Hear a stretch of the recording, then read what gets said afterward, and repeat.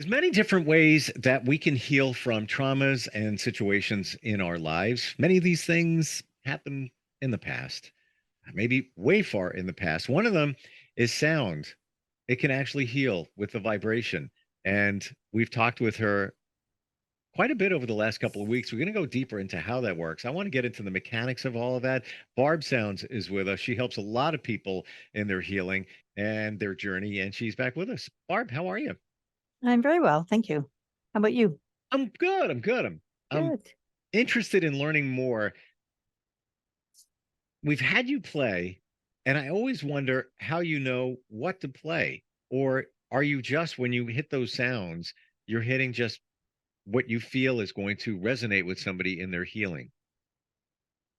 How do you decide? Yeah, that's the trickiest question to answer. Um, and there's two things. I mean, I do sometimes choose to move from one gong to another, or in the back of my mind, um, I will decide that maybe I should play a little bit more of this gong or that gong. So for me, particularly the gongs, um, the bowls not so much. They're sort of overall healing, like they just kind of smooth out the flow of energy in your body and in your energetic bodies. But the gongs are much more sort of targeted, I feel, to specific ways of healing. So I can do a sound bath for you if I don't know, what your issues are, or if I don't know what your body is ready to heal and your mind is ready to heal right now, because you can tell me what you want to heal. But if your mind and your body are not in sync, then I can play all I want and you're not going to heal. So that's your part of it, right? But the yeah, so the gongs, when I play the gongs, um, Like your there's two starting things. point. Like I like, and I totally get what you're saying. And we always talk about how in energy healing, the energy will go where it needs to go. Yeah, And that's what you said. yeah. But the starting point, somebody comes to you and says, I'm dealing with a lot of anxiety. Let's say it's that. How would you decide what gong to work with, or what sound source to work with? I would play all of them. Okay. And pretty much in every sound bath, no matter who I'm treating and no matter for what, well, with one exception, which is end of life, but mostly I would play all of them. Um, because again, if you're saying that you have lots of anxiety, right, then maybe that's an emotional healing thing, but it could also be a mind healing thing, right? That your mind is tripping on this might happen, that might happen, whatever. Or it might be a physical thing that because of something like you're in some kind of medical treatment or something, and your body is on, you know, sympathetic mode. Like if your body's in that fear mode, then Mm. that can cause you anxiety. So are we healing the body? Are we healing the mind? You know, what part are we healing? And when I play all of my instruments, then the healing is open and the healing is supported for all of those things. Now, that said, I would say to myself before I started to play, if you told me you had anxiety, I would say to myself before I started to play, I will try to play more of the Atlantis gong, because the Atlantis gong is a water gong and it is super, super good for emotions Mm. and emotional stuff. Um, and now here's the other thing is sometimes people wonder, like, how do I know that? I'm in a Facebook group for women gong players, and it's worldwide. And when I joined, there was about 800 people in the group, and now there's like, I don't know, 3 or 4,000. So one day, somebody who was new to playing gongs and stuff was asking a question about a certain gong. And so I had posted a comment about, well, this is what the gong does, right? Now, my bad in that was that I forgot to say, this is what I believe that my gong Oh, does, yeah. because it's not just what the gong does, and it's not just what I do, it's what the gong and I do together. But it was said in a very sort of derogatory way, because they said, is this what you actually know, or is this just what you think about the gong, about your gong, right? And I was like, well, there is no manual, there is no scientific thing that says you must play this gong this way, and it's for that. It gets to heal X, Y, and Z. So the playing of a gong is an infinite possibility. So I can play my Atlantis gong and it will do certain things, and then somebody else can come and play it and it will be doing different things. And when I say that the Atlantis gong is really good for feelings, that's based on two things. That's based on my feeling of how the sound moves and how it feels energetically. And it's also based on what my clients tell me. So I have a question right where you're talking about. Somebody could play the gong and have a result, one result, somebody else, second result. When you're playing, or anybody's playing, is it about the intent? Is it the intention? Because I know that intention is big with a lot. It's totally about the intention, but it's also totally about the energy. You know, So I guess I should have connected the two of them, because I see them kind of in the same. If you have the intent, you're putting the energy into the intent and where you want it to go or how you want it to go. But intent is our mind, right? And our mind is not always connected to the energy. So I can think that I can make the intention. Like if you say you have anxiety, I can make the intention that playing all of my gongs will help your anxiety to subside, right? That it will calm out whatever has been going on, or it will put you into a sort of frequency sonic space where your body can decide to let go of that anxiety. Whether or not it started in your mind or, your energy body or wherever, that's how that would work. But if that is not what your energy is saying, because you have told me from your mind that you have anxiety, right? Like you feel I don't. anxiety. I'm just it's somebody in general. No, but like you feel anxiety in your mind. Mm-hmm. So you're telling me that you have anxiety and you want that to be gone, right? But if your energy is not in sync with that, right? Like maybe your energy is, more kind of like, well, a really good example is when I was in cancer treatment, because I don't know if you knew this from my biography. Well, I decided 4 years ago to start working not just with sort of average everyday people, but also because sound healing is so incredible. And I wanted to start working with people who had chronic illness or at end of life, or people who were dealing with cancer. And near the very beginning of COVID, I was diagnosed with stage 2 cancer.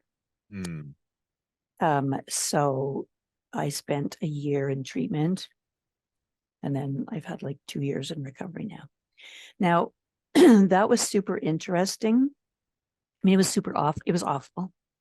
I wouldn't wish it on my worst enemy, but it was in spite of that and how brutal the treatments were and stuff, it was very cool for me because I got to experience what that's like.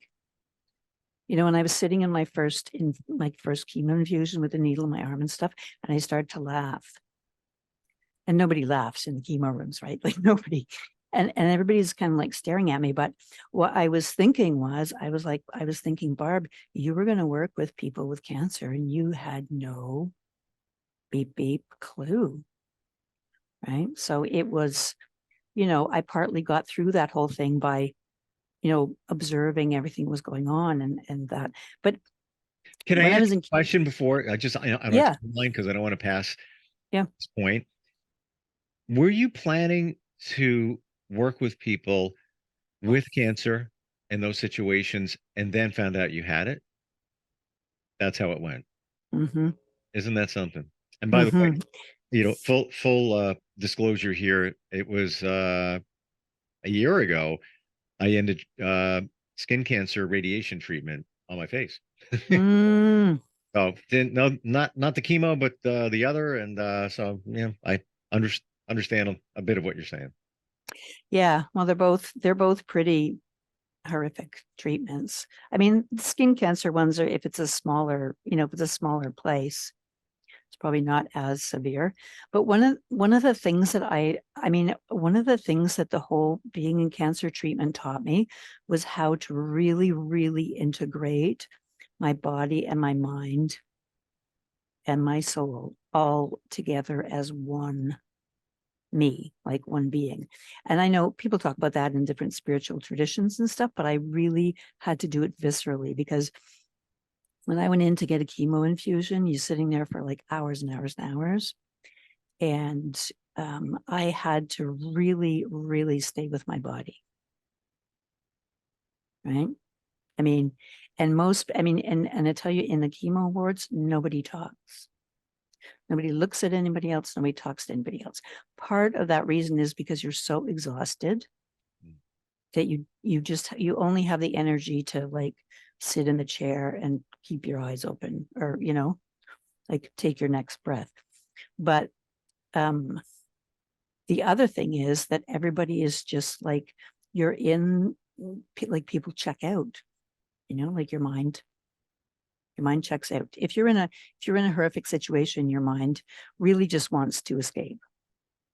And especially if you're Fight or like me, flight. and that can happen, right? Like Yeah. you can just so I just like there was no way I wanted to be sitting there with my body like with acid going into my veins, but I had to. And not only that, but I had to love my body, and I had to, talk to my body and say it's okay. Like this is not trying to kill all of us. Right. It's medicine. So I had to kind of like help my body stay relaxed and all of that. So it was almost like developing, kind of partnership. But one of the things I also learned in the cancer treatment is that you're because cancer is a scary thing, and the doctors are all like really fearful, because they lose a lot more patients probably than anybody else, and they don't want to lose them. So they're like terrified that you're going to die, because they're supposed to make you better. I think my doctors were more afraid of me dying than I was, you know, but, your body, like my body knew that that parts of my body were being killed, that cells in my body, good cells and bad cells, were being killed. So I had to live for 8 months because the radiation was the same in sympathetic mode all the time. Right. Like I couldn't sleep. I couldn't sleep because my body was dying and my body was like afraid, of dying. And so I had to use all the rest of me, to kind of balance that out. And so I think that gave me such insights into how sound healing works. Because one of the beauties of sound healing is that it doesn't just like relax your body like a massage would, or, relax your mind if you're listening to some really nice music, or you're doing meditation. It basically relaxes you by putting you in a safe space, in Hmm. a sacred space, every cell of your body.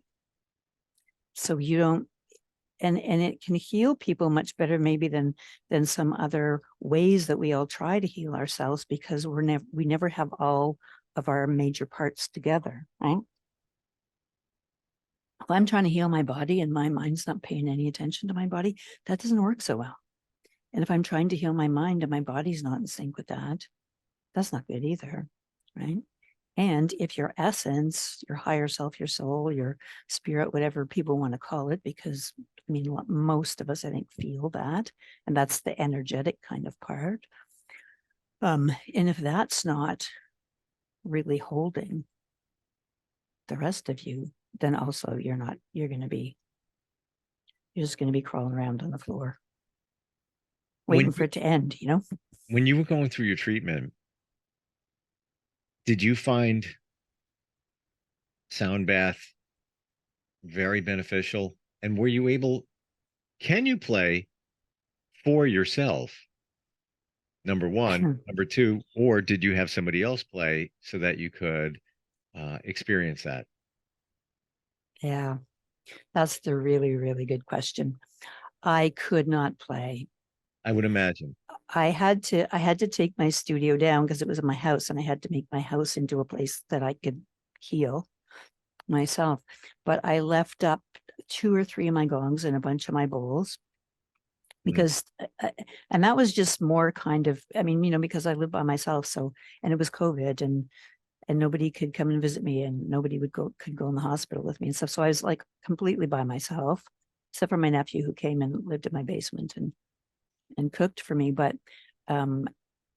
so I kept them in my living room because kind of they were my friends, that were going to Sure. be there with me, I got and it. B, I wanted to see every time I looked with my eyes from where I was lying on the couch for 8 months. I wanted to see what my future was like. I wanted to know that I could go back to that, but I didn't have the energy. I had barely had the energy to go to the bathroom. I did not have the energy to play. Yeah. But even when I tried to play in between chemo and radiation, because there was a month or two of waiting for that, a month, and I couldn't. Like, I sat down and I would just kind of go And you know smell what? it, and then I'd be like, I gotta imagine you weren't feeling it. Just and strength is one thing, but you probably just weren't in that mindset. Just like, this is I'm well, not. in my mind and like mentally and emotionally, I wanted to play, Well, sure. right? But the thing that was hard was when I'm playing, I'm holding a big space, like I'm holding a big space for everybody to be in, an energetic space. And I'm keeping myself out of that space. Like I'm the container, and like me and the sounds are the container, and you're in the container. And in the container is infinite possibility for you to heal. But I can't get in there and muck around because I don't know what you need to, I don't know what you need to heal. And you probably don't even know, like in your mind, right? So I couldn't play and hold space for myself. Like I couldn't be inside the sacred space and outside too. I couldn't be the container and who was in the container. I couldn't play for myself as the healer and then absorb the sound bath as the person to be healed.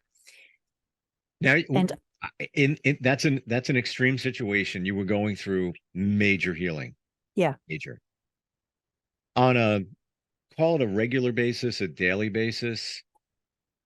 Could you play and absorb the sound to get the benefits from it, or it just really doesn't work that way? I could, but it's not nearly as Okay. strong. And I actually really don't know why. I know that when I play for people, I get huge healing for me Okay. Interesting. Wow. Never. without taking anything away from them. And when you're training in Reiki, they teach you that. Like you will get the healer is healed, Hmm. along with the client in an energy healing, but I can't focus on myself, right? Like, so when I'm playing, I'm in the same room with the sounds. So they're going into my body and doing whatever healing, but it's not intentional in the sense that my job and what my focus is and what my energetic focus is, excuse me, is to be the conduit for the person I'm playing for's energy between them and the gongs, right? Gotcha. Yeah. But I did, I have a number of friends who are energy healers. So I had 2 people, one person who did long distance Reiki, and somebody else who did something called therapeutic touch, which can also be done long distance. And they would call me, or they would do it like just over the phone, which was really nice because I was lying on the couch. So they would start the treatment, and it's not a treatment. Neither of those treatments are where you have to talk. They would start the treatment. They would actually stay on the phone. Well, the one doing therapeutic touch would, one doing Reiki didn't, but and I didn't have to say anything at the end. right? Like my friend who did the therapeutic touch, just like as soon as she was done, she would just hang up, and which was so nice because then I could just lie there and just like stay in that really nice, Mm. quiet place. So that was wonderful. Well, like we said last time we got together, is that when you do a healing virtually, you don't have to get in the car and go home. So Exactly. you get to reap the benefits of the stress release, the relaxation, the mindset, where you're at, how you're feeling, and just walk to the next room and continue it in some regards. Yeah. Well, and in particular for people who are doing treatment for cancer, because it's so exhausting, and every time you have to move, it's to go to another appointment, right? Because there's treatments and there's tests and there's checkups and there's talking to the doctors and all of that kind of thing. And so to be able, in my mind, because as I was going through my own journey, I was learning from it, how I could support people with cancer with sound healing. And that's one of the reasons is like, I mean, even if it wasn't COVID and my own personal reasons for not, doing things in person right now, it's actually better. I mean, and the fact that it works just as well online, Yeah. then whoever's in treatment and is lying on the couch, and you can't move, they don't have to. And I'm amazed, Just, oh, coming from I'm just about out of time, but coming from mhm. a geek background, if you will, a tech background, sound, devices change sound. So it's one thing to be in the room and feel the real deal. It's another to have it transmitted over something digitally like Zoom or even a cell phone. But apparently it works. The vibrations follow through. The sound and energy gets to you, even though it's been transferred. It's pretty amazing. Well, I'll tell you something. At the very beginning of COVID, I mean, I bought a house at the end of 2019. I moved in December, so then I unpacked. January, I started to do sound baths in my studio, which was my living room, dining room, of people in person. And then all of a sudden we were in lockdown in March, and I had no business and I had no clients. And I had all kinds. I had my microphones and my audio interfaces because, being loving a person who loves sound, I'd been intrigued for years as to how to record them because it's really difficult to record the gongs and the bowls with microphones. Yep. And so I had to dig them out of my basement, which took a lot of time. And then I had to get online with Zoom, and that all took about a month to get that all sorted out. In the meantime, on the very first day of the lockdown at the beginning, when the pandemic was declared, I posted on Facebook that I was going to be doing long distance sound bath every night, between 8 and 9 o'clock at night. And anybody who wanted to be part of that sound bath, they could just say something in the comments. Mm. Now, that is doing a sound bath with no sound because I wasn't on Zoom. I didn't have my microphones, right? I was, in actual fact, playing my gongs in my living room, right? Between 8 o'clock and 9 o'clock. And my intention, and I created the space like I would if people were in my living room, right? I read out the names of the people that I had before every session. And that's a way, ceremonially, that's a way of including them. But I also said to people, like, if you don't even know what I do, don't worry about it. You don't have to do anything special. You can keep doing the dishes. You can keep watching TV. Mm-hmm. The healing will get to you because that's how long distance healing works. Sure. And so the people who I had like 200 people and more than 200 people. So it got really long reciting everybody's names at the beginning. Oh my gosh. But I just did about 5 minutes. Mm. Well, we have to move forward here. We're out of time, and I want Oh to save dear. time to tell everybody that Okay. if they want to find you, and especially, I learned here, even somebody going through cancer treatment, wow, Mm-hmm. didn't even Yeah. consider that in terms of sound bath. Yeah. Yeah. Totally. Well, if people want to find me, they can email me at barbsounds3@gmail.com, or they can call me on my Zoom phone, which is 437-291-1485. And if people want to see what I do, they can go to heal.me/barbsounds. There's some descriptions of the different kinds of sound healing that I do there.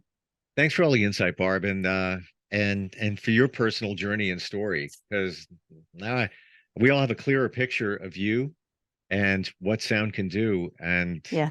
and the challenges you overcame.